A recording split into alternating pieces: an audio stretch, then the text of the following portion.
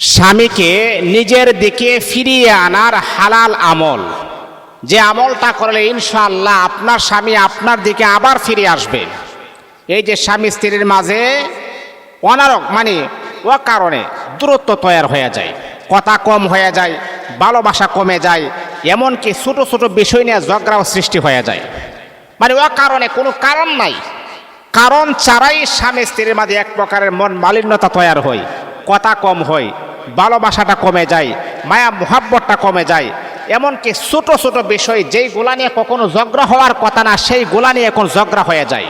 যদি এমনটা হয় তাহলে মা এবং বাবা, আমি আপনাদেরকে সাজেস্ট করব এই আমলটা আপনারা করবেন। ইনশাআল্লাহ আপনার স্বামী আবারও আপনাকে ভালোবাসবে, মোহাব্বত করবে, আপনার স্ত্রীও আপনাকে আগের মতো ভালোবাসবে, মোহাব্বত করবে। স্বামী স্ত্রীর মাঝে যদি ভালোবাসা না থাকে, সেই সংসারটা জাহান্নামী সংসার হয়ে যায়। আপনি জানেন, মনে করেন আপনি মাসে 1 লক্ষ টাকা ইনকাম করেন। বর্তমানে বাংলাদেশের যে হার, একটা ছেলে হোক যদি 1 লক্ষ টাকা ইনকাম করে, তাহলে বলেন তো, এত একেবারে স্টাফ লিস্টে আছে আর একেবারে ফেমাসে আছে। একটা এমপিতে এত টাকা ইনকাম করে না, 1 লক্ষ টাকা ইনকাম করে তার ঘরের ভিতরে কি পরিমাণ শান্তি থাকার কথা, কি পরিমাণ আরাম আয়েশে থাকার কথা, কিন্তু অশান্তি আর অশান্তি। কেন? স্বামী স্ত্রীর মাঝে মিল নাই, স্বামী স্ত্রীর মাঝে মোহাব্বত নাই, ভালোবাসা নাই। আর মনে রাখতে হবে, আমার রাসূল 1400 বছর আগে জানাইয়া দিয়েছেন, যেই ঘরের ভিতরে স্বামী আর স্ত্রীর মাঝে মিল থাকবে না, সেই ঘরে লক্ষ কোটি টাকা ইনকাম করলো, সেই ঘরের ভিতরে কখনো বরকত আসে না। আর আপনার 1 টাকাও ইনকাম নাই, ভালো ঘর নাই, ভালো বিছানা নাই, ঘুমানোর মতো ভালো বিছানা নাই, ভালো খাট নাই, বিছনার চাদর নাই, তারপরও স্বামী স্ত্রীর মাঝে মিল আছে, সেই ঘরের ভিতর শান্তি শান্তি শান্তি, আল্লাহ প্রদত্ত নিয়ামত সেই ঘরের ভিতরে। তো সম্মানিত হাজিরিন, আমি আপনাদেরকে বলবো, যদি এমনটা হয়, স্বামী স্ত্রীর মাঝে কি মোহাব্বতটা ছিল, কি ভালোবাসাটা ছিল, অল্প কয়েকদিনের ভিতরে মায়া মোহাব্বত ভালোবাসা ডিলেট হয়ে গেছে, আবার সেই হারানো ভালোবাসা ফিরিয়ে আনার কি আমল, চমৎকার আমলটা আপনারা করবেন ইনশাআল্লাহ। এই আমলটা কখন করবেন? ফজরের পরে অথবা এশারের পরে, যে কোনো একটা সময় আপনি আমলটা করেন। যদি আপনি ফজরের পরে করেন, তাহলে প্রত্যেক দিন আপনি ফজরের পরে আমলটা আপনি করবেন। যদি আপনি এশারের পরে করেন, তাহলে প্রত্যেক দিন এশারের পরে করবেন। কিন্তু হ্যাঁ, আমলটা করার সময় এমন জায়গাতে আপনি করবেন যাতে করে দ্বিতীয় কোনো ব্যক্তি আপনাকে যেন ডিস্টার্ব না করে, কেউ যেন আপনাকে আমল করার ক্ষেত্রে কোনো ব্যাঘাত যেন সৃষ্টি না হয়। কারণ আমলটা করবো মোহাব্বতের সাথে, আমলটা করবো আল্লাহর উপরে আস্থা রেখে, ভরসা রেখে। দুনিয়ার কোনো শব্দ যেন আপনার কানে না আসে, নীরব নিস্তব্ধ জায়গাতে আমি আমলটা করব। এই আল্লাহ পাক রব্বুল আলামিনের বান্দা, প্রথমে আপনি ওযু করে নেবেন। ওযু করার পরে আপনি আমলটা করবেন। কারণ হলো, পবিত্র অবস্থায় আমল করলে সে আমলটা অতি দ্রুত আমার আল্লাহ কবুল করেন। আল্লাহ পাক রব্বুল আলামিন বলে, বান্দা, ইন্নাল্লাহা ইউহিব্বুত তাওয়াবিনা ওয়া ইউহিব্বুল মুতাতাহহিরিন, আমার আল্লাহ যারা পবিত্র অবস্থায় থাকে তাদেরকে আমার আল্লাহ বড় পছন্দ করেন, ভালোবাসেন। ফজরের পরে আমলটা আপনি করতে পারেন। এই বন্ধু আমার ও আমার মা, 2 নাম্বার হলো, আপনি এশারের পর আমলটা আপনি করতে পারেন।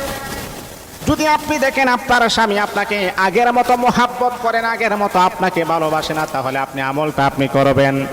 ও আমার পুরুষ ভাই, যদি আপনি দেখেন আপনার স্ত্রী আপনাকে আগের মতো মোহাব্বত করে না, ভালোবাসে না, তাহলে এই আমলটা আপনিও করবেন। ইনশাআল্লাহ আপনার স্ত্রীর হারানো ভালোবাসা আবারও আপনি ফিরে পেয়ে যাবেন।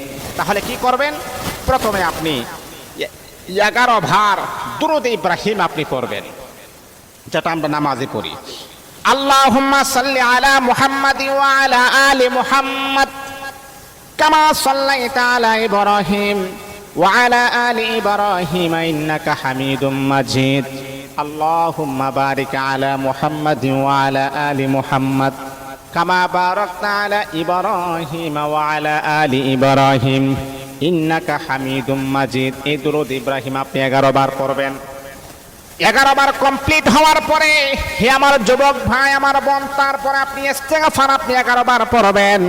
ওয়া আলকাইত, ইস্তেগফারটা হলো, আস্তাগফিরুল্লাহ রাব্বি মিন কুল্লি যামবি ওয়া আতুবু ইলাইহি লা হাওলা ওয়ালা কুওয়াতা ইল্লা বিল্লাহিল আলিয়্যিল আযীম। 11 বার। তারপর আপনি কোরআনের আয়াতটা আপনি 101 বার আপনি পড়বেন।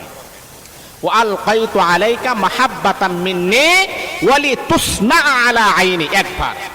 ওয়া আলকাইতু আলাইকা মাহাব্বাতাম মিন্নি ওয়া লিতুসনা আলা আইনি, দুইবার। ওয়া আলকাইতু আলাইকা মাহাব্বাতাম মিন্নি ওয়া লিতুসনা আলা আইনি, তিনবার।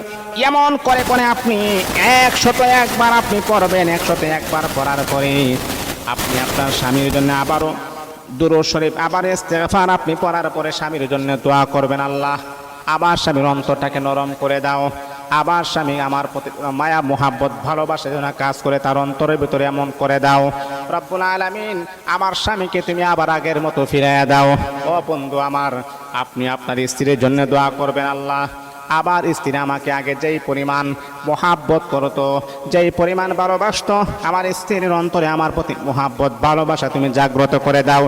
এমন করে করে আপনি আমলটা করবেন, কয়েক দিনের ভিতরে আপনার স্ত্রীর আপনার প্রতি একটা ভালোবাসার টান হয়ে যাবে। এই আমলগুলো আপনি করবেন, দেখবেন ইনশাআল্লাহ এটা হালাল উপায়ে করবেন। স্বামী আর স্ত্রীর জন্য খুবই বেটার এবং পাওয়ারফুল একটা আমল, সেটা আপনারা করবেন ইনশাআল্লাহ। হারানো ভালোবাসা আবার ফিরে আসবে, কারণ স্বামী স্ত্রী যদি ভালোবাসা না থাকে বাবা, এটা অশান্তির সংসার, এটা যন্ত্রণার সংসার, এটা একেবারে ভাইরাস যুক্ত একটা সংসার। অনেক সময় আছে কি জানেন, স্ত্রী স্বামীকে ভালোবাসে না, স্বামী তার স্ত্রীকে ভালোবাসে না, কিন্তু দেখবেন তারা দেখবেন হাসি খুশি আছে, কিন্তু মনের একটা তৃপ্তি, মনের যে একটা শান্তি, সেই শান্তি কিন্তু তারা পায় না। মনের শান্তি হচ্ছে স্বামী স্ত্রীর মাঝে মিল হওয়া, স্বামী স্ত্রীর মাঝে আন্ডারস্ট্যান্ড থাকা, সেটা যদি না থাকে, এই জন্য আমি আপনাদেরকে সাজেস্ট করব এই আমলটা করবেন ইনশাআল্লাহ। স্বামী স্ত্রীর মাঝে প্রেম মোহাব্বত ভালোবাসা আরো গভীর হবে। আল্লাহ আমাদের সবাইকে যেন কবুল করুন।